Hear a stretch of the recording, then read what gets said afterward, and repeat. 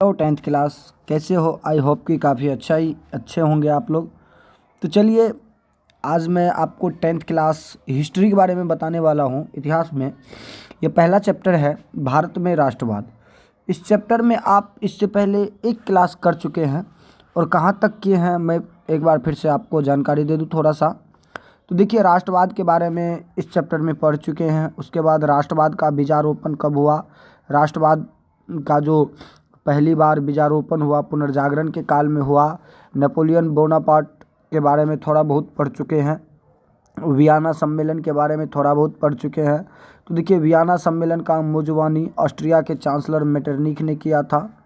तो ये सारी बातें थोड़ा बहुत इस चैप्टर के अनुसार हम पढ़ चुके हैं। क्लास 10th में ये सारी बातों को हम पढ़ चुके हैं और इसमें राष्ट्रवाद की भावना के बारे में भी पढ़ चुके हैं। इसके बाद देखिए, इटली और जर्मनी के बारे में थोड़ा बहुत पढ़ चुके हैं, जिसमें इटली को कई भागों में बांटा गया था, उसके राज्यों का बंटवारा कर दिया गया था।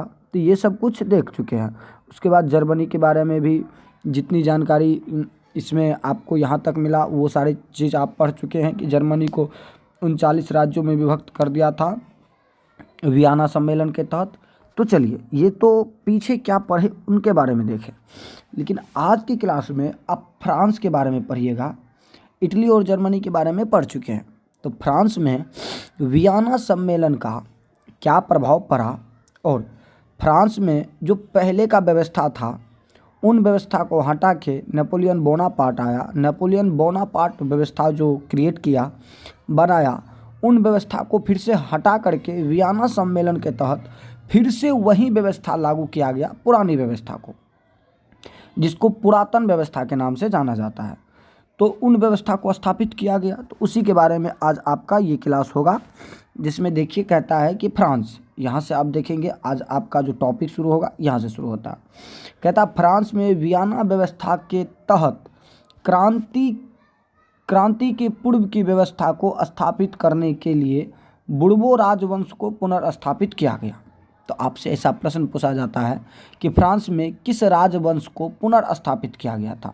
तो बुर्बो राजवंश को पुनर्स्थापित किया गया था, फिर से लाया गया था शासन में, सत्ता में। किसके तहत? वियना सम्मेलन के तहत। तो कहता है फ्रांस में वियना व्यवस्था के तहत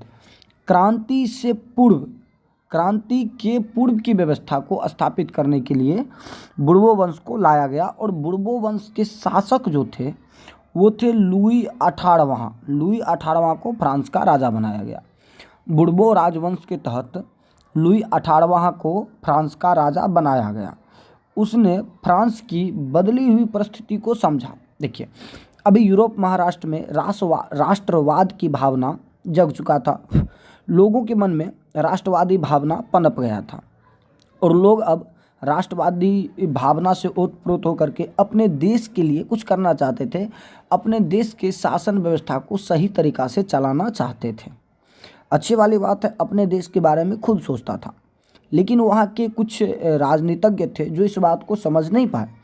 लेकिन फ्रांस के जो राजवंश थे, बुर्बो वंश, उसके जो राजा थे लुई 18वां, वो इस बात को समझ रहे थे कि अभी जनता का मांग क्या है। जनता का मांग है, राज्य का मांग है, देश का जो ये डिमांड है, ये रिक्वायरमेंट है राष्ट्रवाद की। ये है राष्ट्रवाद की भावना, जिसको लुई 18वां समझ रहे थे अच्छी तरीक़ा से। तो इन्होंने बदली हुई परिस्थिति को समझा और फ्रांसीसी जनता पर पुरातन पंथी व्यवस्था को थोपने का प्रयास नहीं किया। अर्थात पुराने व्यवस्था जो नेपोलियन से पहले का व्यवस्था था, उन व्यवस्था को थोपने का काम नहीं किया। ज़बरदस्ती उससे ये बलपूर्वक नहीं कहा गया कि आपको पुराने व्यवस्था के अधीन ही जीवन यापन करना होगा, ऐसा बात नहीं था। उसने प्रतिक्रियावादी तथा सुधारवादी शक्ति के मध्य सामंजस्य स्थापित करने का प्रयास किया।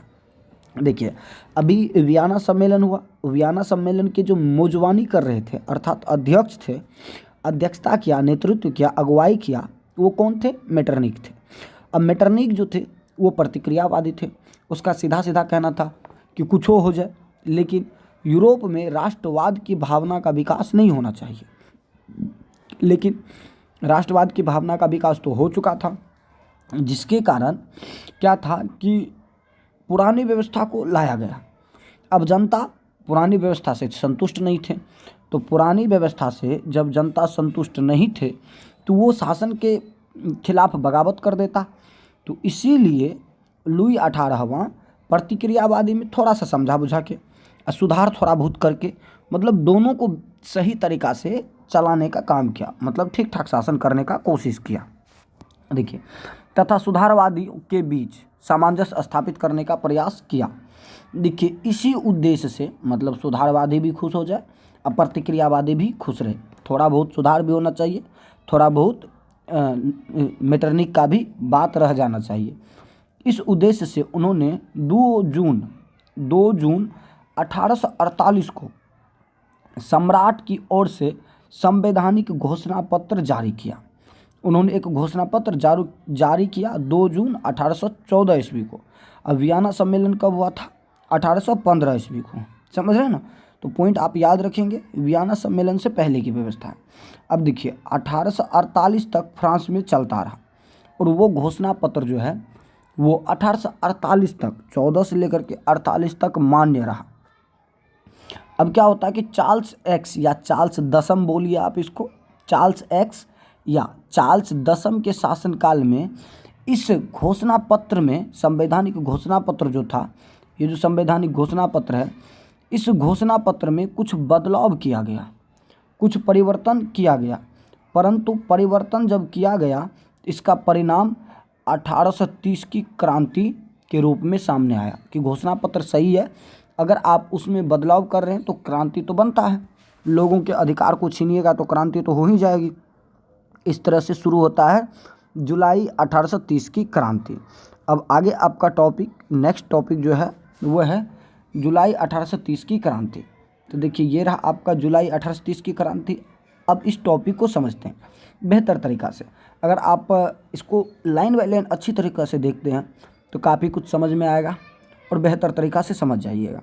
इसका ऑब्जेक्टिव पार्ट भी आएगा, सब्जेक्टिव पार्ट भी आएगा।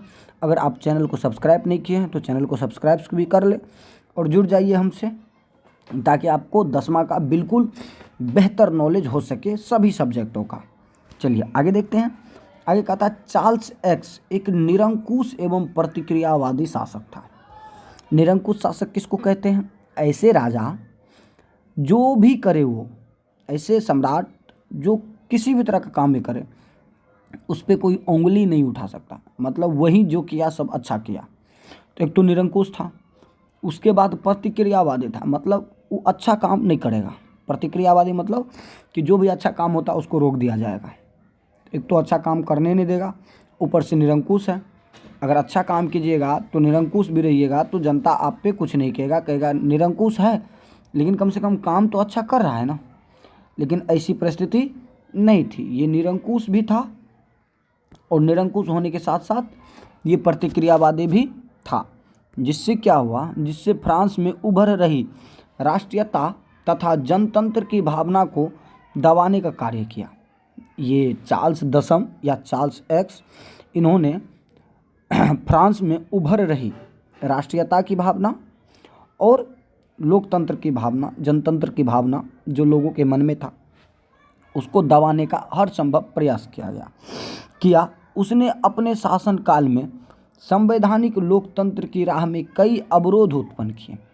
संवैधानिक लोकतंत्र जो एक रणनीति बन ही रहा था, जिसकी स्थापना आने वाले 50-60 सालों में एक दशक के अंदर या एक शताब्दी के अंदर हो ही जाता, उसके राहों में इन्होंने कई ऐसे अवरोध उत्पन्न किए ताकि राष्ट्रवाद की भावना अच्छी तरह से लोगों में नहीं पनपे।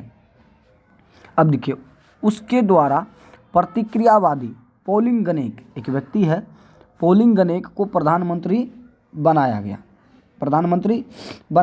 पोलिंगनेक ने पूर्व में लुई 18वां के द्वारा स्थापित समान नागरिक संहिता के स्थान पर शक्तिशाली अभिजातीय वर्ग की स्थापना तथा उसे विशेष अधिकारों से विभूषित करने का प्रयास किया था। देखिए, ये जो पोलिंगनेक ये खुद कैसे व्यक्ति थे? ये समाजवाद मतलब राष्ट्रवादी भावना के खिलाफ थे, राष्ट्रवादी भावना के खिलाफ थे। अब इसको क्या क्या प्रधानमंत्री बना दिया, इसका पहले का करतूत ऐसा था कि जब लुई 18वां शासन कर रहे थे तो उस समय में समान नागरिक संहिता, जिसके तहत सभी नागरिक समान होते, सभी पे समान कानून लागू होंगे, समान रीति रिवाज, सब कुछ सेम सेम होंगे, ये सबको बराबर का अधिकार देता है, ऐसा नियम बन रहा था।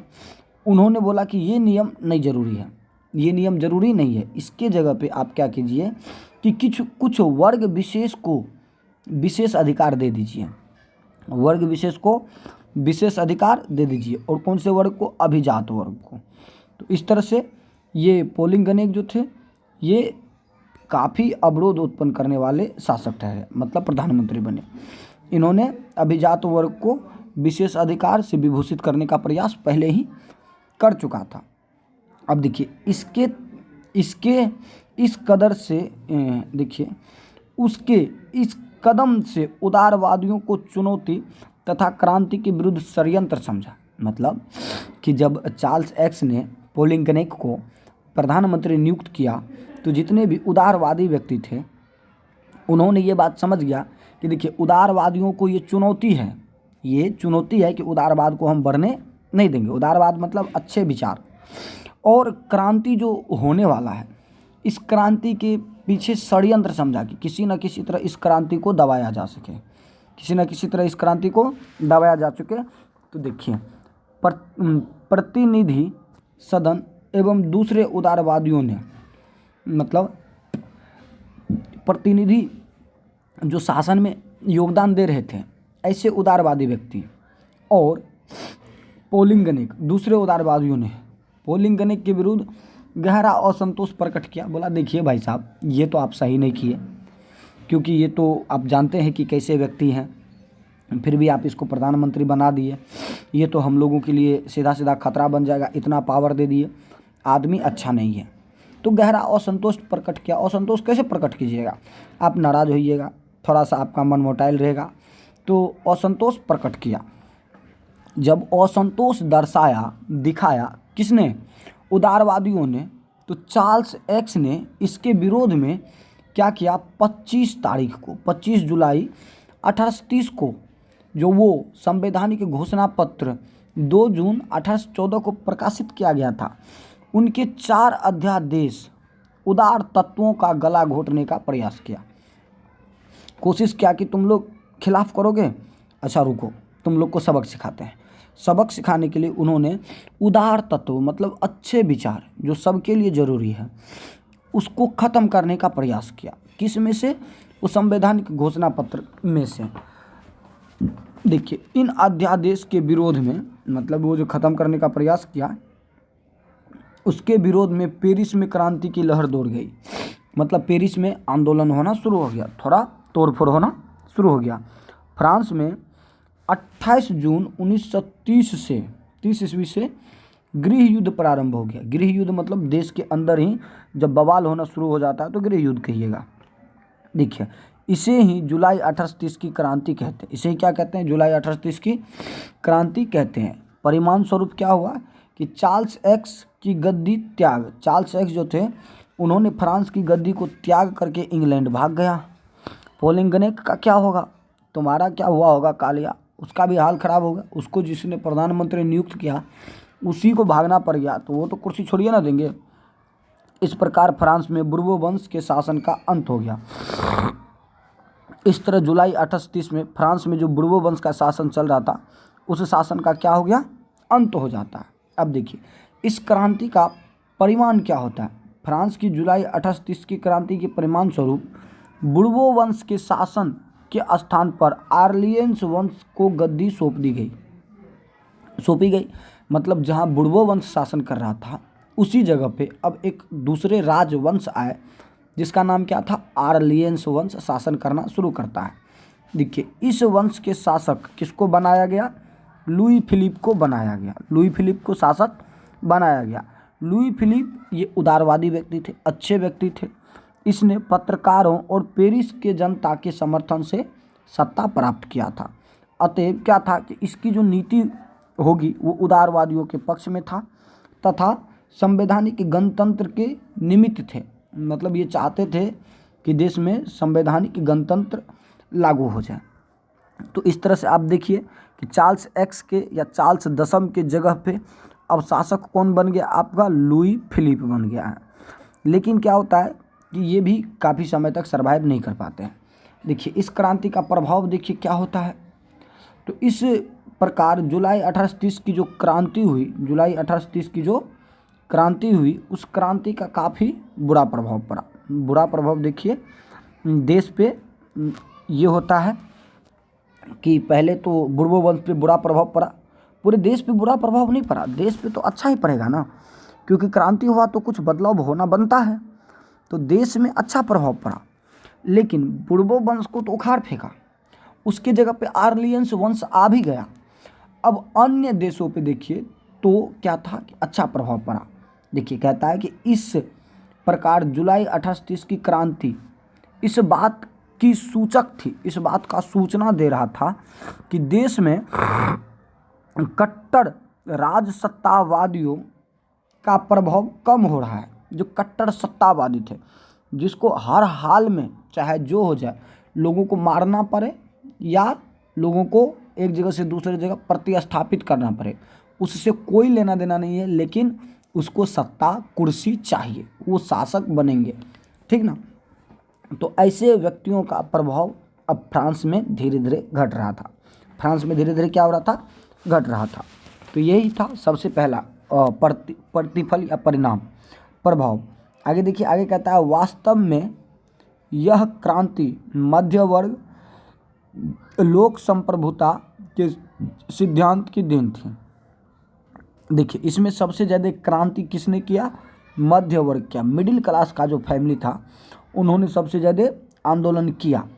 और क्यों किया, ताकि देश में लोकतंत्र स्थापित हो सके। देश में क्या स्थापित हो सके, लोकतंत्र के सिद्धांत की देन थी। आगे देखिए कहता है कि इस क्रांति ने फ्रांसीसी क्रांति के सिद्धांत को पुनर्जीवित कर दिया। मतलब जुलाई 1830 की क्रांति जो है फिर से एक बार उस क्रांति को याद दिला दिया जो 1789 में हुआ था, जिसको फ्रांस की राजक्रांति कहते हैं। तो फ्रांसीसी क्रांति की सिद्धांत को एक बार फिर से जीवित कर देता है, पुनर्जीवित कर देता है।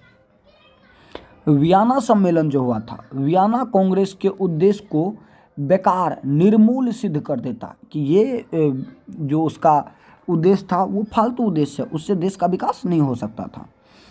इस प्रभाव देखिए, इसका प्रभाव संपूर्ण यूरोप पर पड़ा। जुलाई 1830 की क्रांति का प्रभाव केवल फ्रांस में ही नहीं बल्कि यूरोप के अन्य देशों में भी पड़ा, संपूर्ण यूरोप में पड़ा।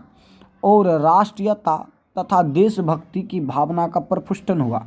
और राष्ट्रीयता, अपने राष्ट्र के प्रति कुछ करने की भावना, और देशभक्ति की भावना काफ़ी ज़्यादा पॉपुलर हुआ, प्रचलित हुआ। देखिए जिस प्रकार हुआ प्रफुष्टन, जिस प्रकार हुआ, उसने सभी यूरोपीय राष्ट्रों के राजनीतिक एकीकरण, संवैधानिक सुधार तथा राष्ट्र के विकास का मार्ग प्रशस्त कर दिया। राजनीतिक को काफ़ी सुधार दिया, संवैधानिक व्यवस्था में भी सुधार किया, और राष्ट्र के विकास पे सभी का ध्यान एकत्रित किया। इसके बाद देखिए इसका जो प्रभाव था इटली तथा जर्मनी के एकीकरण, यूनान, पोलैंड, हंगरी में तत्कालिक व्यवस्था के प्रति राष्ट्रीयता के भावना को काफ़ी क्या क्या उजागर किया। राष्ट्रीयता के भावना के कारण आंदोलन उठ खड़े हुए। राष्ट्रीयता की भावना मतलब आप ये बात समझिए कि हंगरी जो है, पोलैंड जो है, यूनान जो है, इन सभी जगह लोगों के मन में राष्ट्रीयता की भावना था ही। अब देखा एक देश में आंदोलन हो गया है तो अन्य देश में भी आंदोलन होना शुरू हो जाता है। तो वही कहता है कि इस आंदोलन के कारण अन्य देशों में भी आंदोलन उठ खड़े हुए। आगे चलकर क्या होता, फ्रांस में भी लुई फिलिप के खिलाफ आवाज़ उठने लगी, और लुई फिलिप भी काफ़ी टाइम तक सर्वाइव नहीं कर पाता, ये बात तो मैंने आपको पहले बोला। और लुई फिलिप के खिलाफ भी एक आंदोलन होना शुरू हो जाता है, जिसमें देखिए फ्रांस में एक और क्रांति की पृष्ठभूमि तैयार हो जाती है। अब कैसे क्रांति होती है उसको एक बार फिर से समझते हैं। नेक्स्ट क्रांति, नेक्स्ट आंदोलन जो है वो क्या है, देखिए अगला है सन 1848 की क्रांति। कौन सी क्रांति, 1848 की क्रांति। अब लुई फिलिप के खिलाफ था। ये किसके खिलाफ क्रांति था? तो लुई फिलिप के खिलाफ एक क्रांति होता है जिसको कहते हैं 1848 की क्रांति। चलिए, तो आप जुलाई 1830 की क्रांति समझे। जुलाई 1830 के बाद 18 साल बाद 1848 में एक और क्रांति होती है जिसको कहते हैं 1848 की फ्रांसीसी क्रांति कहेंगे, ठीक ना। देखिए, इसमें क्या होता है कि लुई फिलिप अच्छे आदमी थे, एक उदार शासक था, परंतु बहुत अधिक महत्वाकांक्षी था। महत्वाकांक्षी मतलब अपने आप को बहुत ज़्यादा बड़ा समझता था, इसको इज्जत बहुत ज़्यादा चाहिए था और ये बड़े लोगों के साथ में अपना समय ज़्यादा बिताता था। देखिए, महत्वाकांक्षी था। उसने अपने विरोधियों को खुश करने के लिए स्वर्णिम मध्य वर्गीय नीति का अवलंबन करते हुए सन 1840 में गीजो को प्रधानमंत्री नियुक्त किया। गीजो को प्रधानमंत्री नियुक्त कर लेता है। ये थोड़ा गलती कर देता है। देखिए, इसका गलती क्या था कि अपने विरोधियों को खुश करने के लिए ये एक नीति बनाया जिसका नाम था स्वर्णिम मध्यवर्गीय नीति। तो आपसे पूछा जा सकता है स्वर्णिम मध्यवर्गीय नीति का अवलंबन किसने किया? तो आपका जवाब होना चाहिए किसने किया था? लुई फिलिप ने किया था। और इस नीति के तहत इन्होंने 1840 ईस्वी में एक प्रधानमंत्री नियुक्त किया और जिसका नाम था गीजो। क्या नाम था? गीजो को प्रधानमंत्री नियुक्त कर लिया। अब देखिए, गीजो जो है वो कट्टर प्रतिक्रियावादी था, भयंकर प्रतिक्रियावादी था, मतलब सुधार होने के लिए नहीं देगा ये भी, ठीक ना। वह किसी भी तरह के वैधानिक एवं सामाजिक देखिए और आर्थिक सुधार के खिलाफ थे, मतलब किसी भी तरह से अच्छा काम होने के लिए नहीं देता था। लुई फिलिप ने पूंजीपति वर्गों के साथ रहना पसंद किया, मतलब वो किसके साथ में ज़्यादा समय बिताते थे? तो पूंजीपति वर्गों के साथ में रहना ज़्यादा पसंद किया, ठीक ना, जिसे शासन के कार्यों में अभिरुचि नहीं थी। अब पैसा टका है, अमीर है, उसको शासन से क्या लेना देना? अपना जीवन वो अपने कमाए हुए संपत्ति से गुजार सकता है। तो शासन में उसको अभिरुचि नहीं था, दिल नहीं लगता था। ऐसे वर्गों के साथ में रहना पसंद किया। कौन पसंद किया? Louis Philippe. अब देखिए, जो अल्पमत में भी थे, जिनकी संख्या भी कम थी, अब देखिए उसके पास किसी भी तरह का सुधारात्मक कार्यक्रम भी नहीं था। मतलब देश में किसी तरह की कमी आ जाए, कोई संकट आ जाए तो देश को किस तरह से बचाया जाए, ऐसा कोई नीति भी लुई फिलिप के पास नहीं था। और ना ही उसे विदेश नीति में किसी तरह की सफलता हासिल हो रही थी। विदेश नीति भी देखिए उसका उतना बेहतर नहीं था। तो इस तरह से लुई फिलिप शासक आदमी तो अच्छा था, लेकिन शासन व्यवस्था उसके समय में बेहतर नहीं हो पा रहा था। अब देखिए, उसके शासनकाल में देश में भूखमरी एवं बेरोजगारी व्याप्त होने लगी। देश में भूखमरी और बेरोजगारी का माहौल बन गया, जिसकी वजह से गीजो की आलोचना होने लगी। अब गीजो की जो आलोचना होने लगी, प्रधानमंत्री वही है तो आलोचना तो उसी का होगा। आलोचना होने लगी तो गीजो बौखलाने लगा। सुधारवादियों ने 22 फरवरी 1848 ईस्वी को पेरिस में ही एक बार फिर से किसके नेतृत्व में? एक व्यक्ति था जिसका नाम था थियर्स। क्या नाम था? थियर्स के नेतृत्व में एक विशाल भोज का आयोजन हुआ। भोज समझ रहे हैं ना? भोज का आयोजन हुआ। अब भोज का जब आयोजन हुआ तो उसके तहत जगह जगह पर अवरोध लगाया गया। किसके खिलाफ? लुई फिलिप के खिलाफ। मतलब लोगों को खिला करके अब भड़का देना है, लोग खाएंगे, आंदोलन करेंगे। तो थियर्स के नेतृत्व में क्या हुआ कि भोज का आयोजन हुआ पेरिस में, एक विशाल भोज का आयोजन हुआ। और तारीख कब था? तो 22 फरवरी 1848 को। 22 फरवरी 1848 को। लोगों को क्या चाहिए? खाना पानी, बस मौज करना, समझ रहे। अब लुई फिलिप को गद्दी छोड़ने के लिए मजबूर किया गया, जिसके कारण क्या होता है कि 24 फरवरी को लुई फिलिप ने गद्दी त्याग दिया और ये भी बोला कि अब हम भी चलते हैं किसके पास? चार्ल्स एक्स के पास, जो इंग्लैंड भाग गया था। ये भी इंग्लैंड चला जाता है। अब बताओ भैया, कालिया गीजो का क्या हुआ होगा? तो गीजो भी बेचारा गद्दी छोड़िए दिया होगा। देखिए, तत्पश्चात जब लुई फिलिप भी हट गया तो उसके बाद नेशनल असेंबली ने, जो वहाँ का देश चलाने की सभा थी, उसने गणतंत्र की घोषणा करते हुए 21 वर्ष से ऊपर सभी वयस्क पुरुषों को मत प्रदान, वोट देने का अधिकार दिया, मताधिकार प्रदान किया और काम की गारंटी दी। और काम के अधिकार की गारंटी दिया, काम के अधिकार की गारंटी दे दिया। नेशनल असेंबली ने क्या किया कि गणतंत्र की घोषणा कर दिया और सभी पुरुष को, महिला को नहीं, पुरुष को वोट देने का अधिकार दिया जिसका उम्र 21 साल होना चाहिए, और काम का भी जो काम सबको मिलेगा उसकी गारंटी लिया। अब देखिए गणतंत्रवादियों का नेता कौन था? लामार्टिन। सुधारवादियों का नेता कौन बोला? लुई ब्लॉ। अब इन दोनों के नेतृत्व में लुई ब्लॉ एक हो गया, लुई ब्लॉ और मार्टिन, कौन था? मार्टिन। दोनों ने मिलकर एक साम्राज्य बनाया। दोनों ने मिलकर क्या किया? शासन व्यवस्था को अपने हाथों में लिया। लेकिन ये काफ़ी टाइम तक दोनों में टिका नहीं, दोनों के बीच मतभेद प्रारंभ हो जाता है और फिर से लुई नेपोलियन फ्रांस का सम्राट बन गया। लुई नेपोलियन जो थे वो कौन बन गए? फ्रांस के सम्राट बन जाता है। आगे देखिए क्या होता है कि इस क्रांति ने न सिर्फ फ्रांस की पुरातन व्यवस्था का अंत किया, व्यवस्था को अंत कर दिया, जो भी पुरानी व्यवस्था थे सबको खत्म कर दिया, बल्कि Italy, Germany, Austria, Holland, Switzerland, Denmark, Spain, Poland, Ireland तथा इंग्लैंड, इन जगह भी इस क्रांति से प्रभावित हुए लोग, इस क्रांति से लोग क्या हो गए? प्रभावित हो गए। एक मिनट माफ़ कीजिएगा।